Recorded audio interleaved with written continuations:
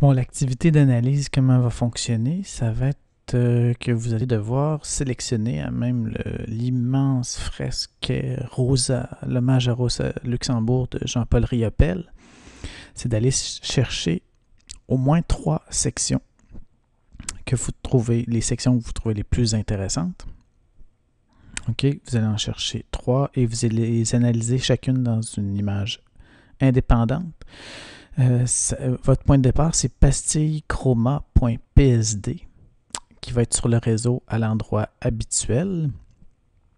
Là-dedans, vous allez avoir une reproduction. Je vous demande de m'indiquer à quelle partie. Donc, vous voyez, moi ici, par exemple, c'est de là à là. Fait que je pourrais venir dessiner avec le pinceau, faire un petit trait ici comme ça pour aller jusqu'à la section qui est touchée. OK, c'est ici. J'aurais peut-être dû prendre une autre couleur, le noir par exemple, pour venir marquer à quelle section elle appartient. Ici, cette zone-là est laissée à votre discrétion. Vous pouvez faire différents graphiques. Vous pouvez faire aussi un nuancier avec les principales couleurs que vous retrouvez dans l'extrait. La partie qui m'intéresse particulièrement, c'est le schéma ici, qui résume les axes privilégiés par l'artiste. Ici, je vous dirais que la dominante est assez... c'est un petit peu surprenant. Dominante qui est très pâle, okay, donc un gris tantôt un petit peu plus orangé rougeâtre, d'autres fois un petit peu plus saturé, et jusqu'à un maximum de saturation ici. Et là, vous voyez comment je l'ai identifié, c'est mon point.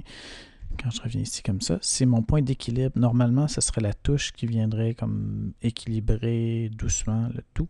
Mais pour Riopelle, dans cet extrait-là, la touche d'équilibre, c'est ce qui vient ponctuer, attirer l'œil, d'une part dans cet endroit-là et ensuite dans cet endroit-là. Et vous voyez quel genre aussi de graphique ça va donner. Ça va donner une espèce de... Donc, un triangle qui va de là à là, à là ici. Donc, quelque chose d'assez fermé.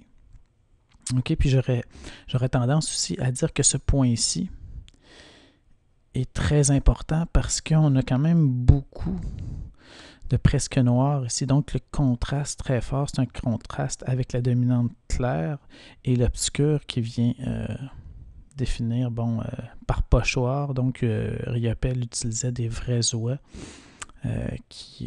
sur lesquels il aspergeait la peinture en aérosol. Puis bon, ce qui restait, c'est ce que vous voyez ici.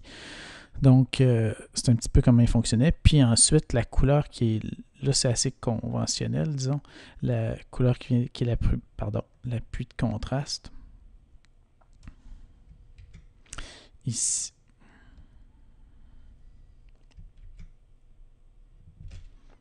Donc, l'appui de contraste ici est fait avec le bleu, qui est désaturé un petit peu vers le foncé, mais ensuite, j'ai cherché à représenter l'utilisation du noir de la manière avec l'espèce de tache que j'ai fait là. Fait que donc, il y a une partie qui est laissée à votre discrétion, comment vous allez reprendre ça.